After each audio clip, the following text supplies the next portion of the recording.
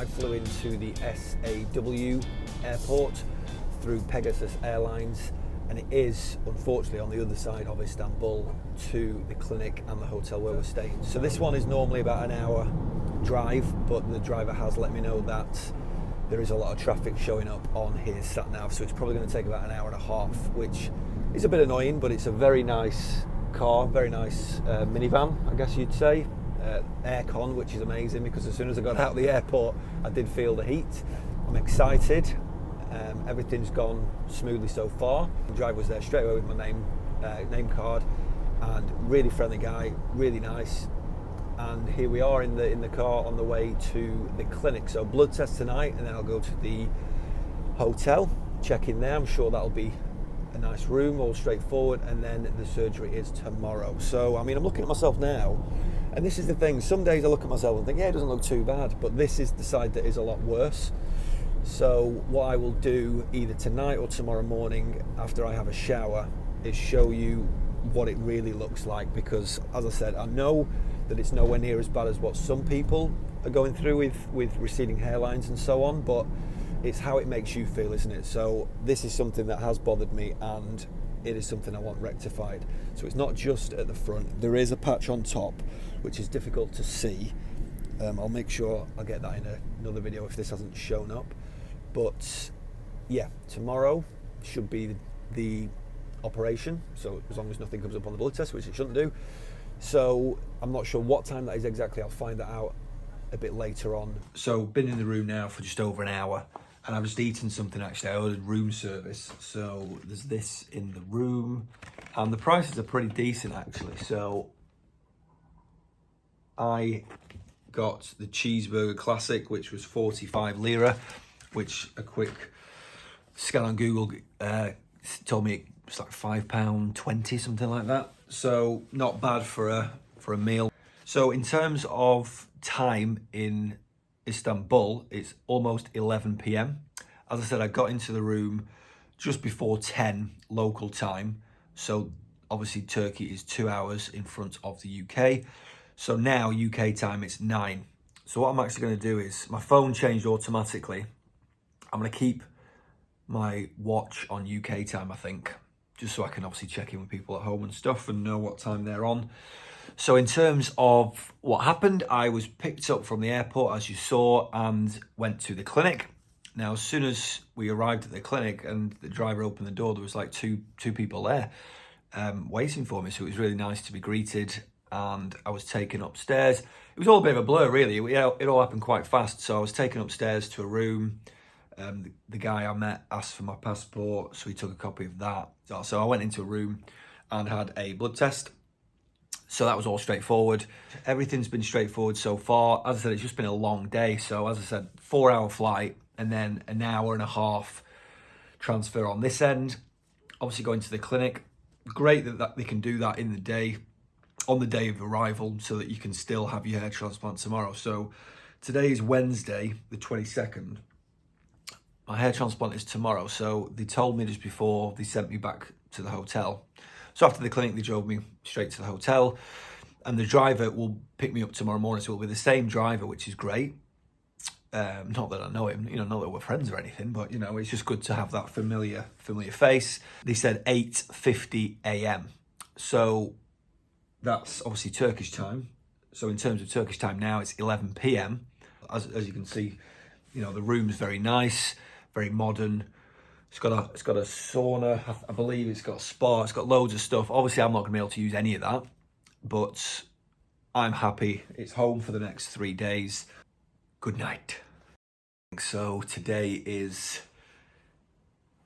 surgery day, and I am feeling nervous now, no question about it. I'm getting more anxious. So I'll have the consultation with Dr. Balwi, and then I believe I'm one of the first surgeries. So I'm not sure how many they do each day. I'm not sure how many's booked in for today. I've just had a shower. I have dried my hair a little bit, but you can see a bit more of what I was talking about. So this is what I have to work with, basically. So this is the side, as I said, that bothers me the most. So I think once the head's shaved, because obviously they do shave the head, you will be, they'll be able to see it a lot better. So I'm about to have my head shaved. Bye bye hair.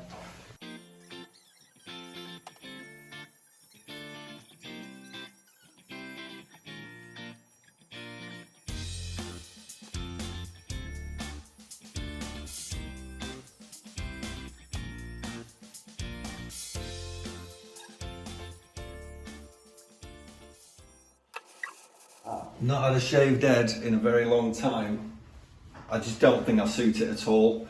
So that's why obviously I'm getting the hair transplant. So you can see, you know, the complete areas where there's no hair there at all. Hello, here I am. So I have been back at the hotel for about an hour, you know, video calling my girlfriend and stuff. So here we are.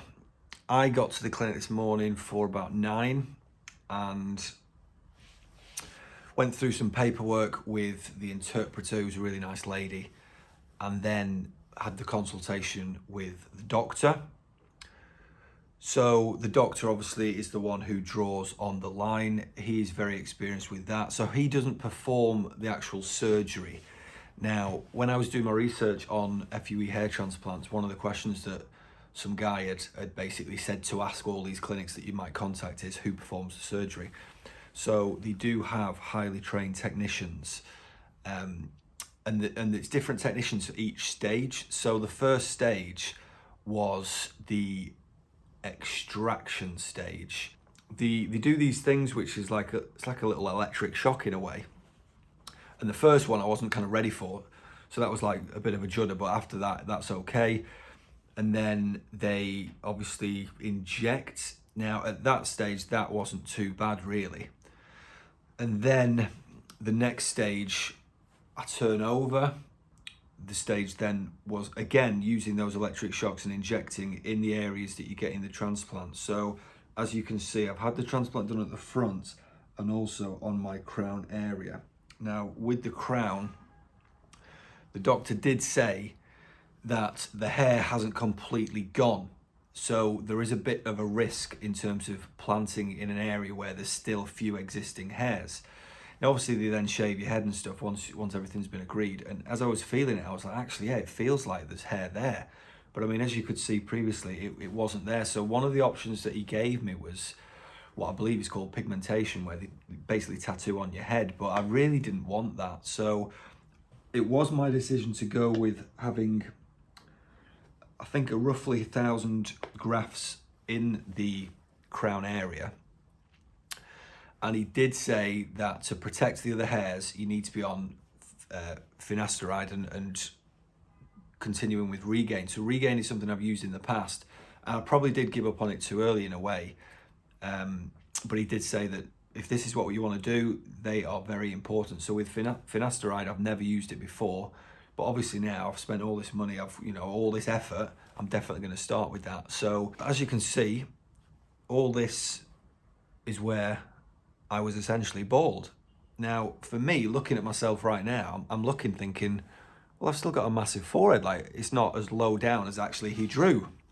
In that consultation, he drew the hair on and he did the same for on top, and then they shave your head and then you go straight in. So yeah, from getting to the clinic at 9, I imagine it started surgery at 10 and then finished roughly about 5. Now that did include a little break for lunch. So we had the lunch in the same room. They just bring in a tray. The food was actually really good. Rice dish with some sort of pea stew thing. I don't even know. I'm quite fussy with my food, but I actually enjoyed it.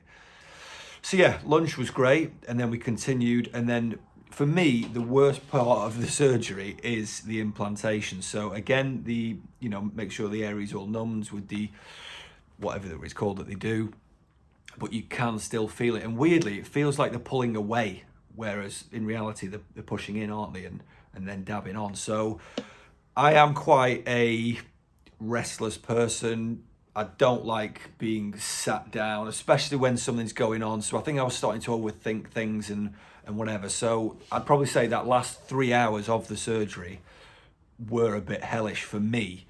I am a bit of a wuss in terms of I don't have a great pain threshold. So it was quite painful, especially the front. In terms of the crown, I couldn't really feel as they were doing that. But as I was lying there as well, I started to need the toilet and stuff. So it just was a bit of an uncomfortable last couple of hours in particular, probably the last 3 hours as well. But in the end, all sorted. So now it's just a case of, well, really enjoying what's done. Today is Friday and I went into the clinic again this morning for the post-op consultation where they have taken off the bandages. So I have took some pictures and I will try and flip around a little bit. So they take off the bandages, a nurse does that, and then you meet with the doctor. So with myself, let me tell you, so it's a bit embarrassing really. So got to the clinic, took the bandages off, and this is the embarrassing part. It killed. It really did hurt. So obviously you got bandages and they're stuck to you, taped on and stuff, and the nurse was pulling it and it just really hurt. And then she's obviously cleaning the areas and stuff, and it was just really painful. And Norma, the English translator, wasn't in the room with me.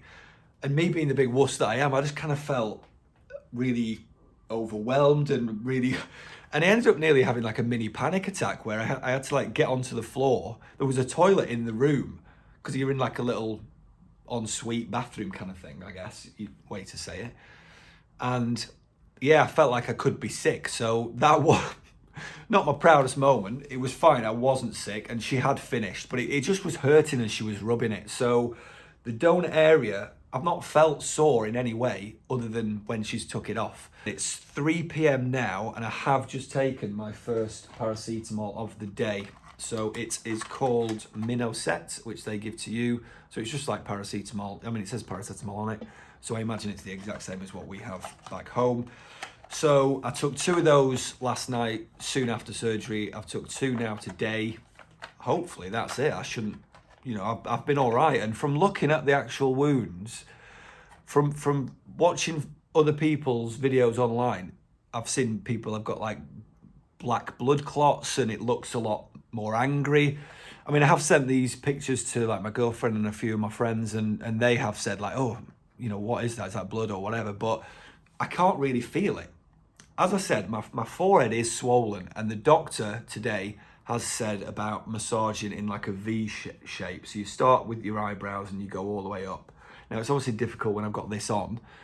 I'm pretty sure this is on now till I get back to the UK. So they've given me a travel pillow that you put on your neck and you sleep on, and they've given me like this like sheet that you put over another pillow. So it's like sleeping in a hospital bed type thing, you know, when you're on a bit of a slight incline. So it's not too bad, but I'm not the best sleeper anyway. I think there's a lot going on in my mind. So I probably only slept last night for 4 hours. And the day before I slept for 4 hours. So that was even before surgery. So you can see I'm not the best sleeper. I'm 31. I don't think I've told anyone that. So I'm 31 years old. And my brother, who's 2 years older, has got no hair problems at all. He's got perfect hair. So it's not really in our family. I think for me, it's been down to stress. I work in education. I'm a teacher. So as you can imagine, stressful job. But yeah, I'm 31. I'm hoping. And that's why I wanted both done at the same time. So what they did say was that with the crown, you can just wait for it to lose completely. And then you come and then you've got a higher rate, a higher retention rate if it's completely bald, you know? Whereas because they've implanted it in areas where there were still some hairs, the chances of it becoming as great as what they expect the front to be aren't as high. Don't get me wrong, they still think it's going to be good. And that's what the PRP is for as well. So PRP, which you might know, they take your blood and they do something with it. I'm not an expert. Something to do with this, the white blood cells, red blood cells. So they do something with it, and then they essentially then inject your own blood, one of those 2 cells, I'm not sure if it's the white or the red, back into your areas, and it helps the healing process. So that's been done, and obviously that's pleasing to know that it's been done on the top. They have recommended that I use Regain on that area for a year, which I've still got some bottles at home. I had stopped using that a while ago, but I'll definitely do that because obviously I've invested now, so I might as well try everything. And they also mentioned finasteride. So I've never taken that before. So I'm going to have to do some proper research into this because I know there are side effects. And from what I've seen people write online, they do recommend taking it, especially if you know, you invest in having a hair transplant. You don't want to have another one in 5-10 years. So if that can help prevent that, then of course I'm going to do that. It is going to be a tough 2 weeks. And then even after that, it's going to be a tough 5 months because there will be times when the hair doesn't look like it's growing as well. I have just got to be patient. You can't really start to judge until, I mean, they say 12 months, don't they? But I would say at least the 6 months you can't judge. So I have been watching more videos. I managed to find someone else who went to the same clinic as me just to kind of get more of a feel as to how his progression is. I think he had his hair transplant in March. It's good to know someone's gone through the exact same thing. On his video though, this is the thing, he does say that during the surgery, it was not very painful. So I would say for me, it was a lot more painful, especially that implantation. Those last 3 hours were quite horrific. So again, you're always gonna get different things. It's all about how you are. So if you're a bit of a wuss like me, can't take pain, very impatient, then keep watching my videos. Hopefully you get something from them. But as we all know, it's down to the results. So the more videos I make along the line, I will make them shorter. You don't need to hear me waffling on. I will keep updating my page with videos, which hopefully will look good. I'm just looking forward to at least 6 months seeing some progression